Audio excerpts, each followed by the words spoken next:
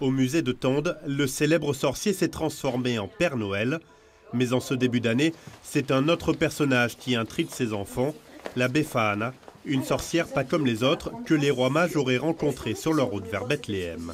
Elle a des haillons sur elle, elle a soit un chapeau pointu, ou soit elle a une coiffe plus traditionnelle. La Befana, elle est souriante, c'est une gentille. Et effectivement, elle va amener des cadeaux aux enfants. Des cadeaux que cette sorcière, célébrée le 6 janvier en Italie, laisse dans une chaussette. Alors l'atelier se poursuit dans une autre salle. Ciseaux, feutrines, laine et aiguilles.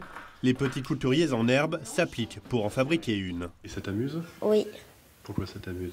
Parce qu'au moins, en plus, on apprend un peu à coudre. Et en plus, il y a des copains.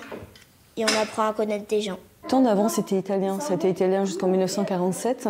Donc il y a beaucoup de familles italiennes et c'est vrai qu'il y a une culture qui est transfrontalière. On sent bien cette empreinte italienne et c'est une tradition sympathique qu'on aime bien transmettre et ça permet effectivement aux générations de se retrouver.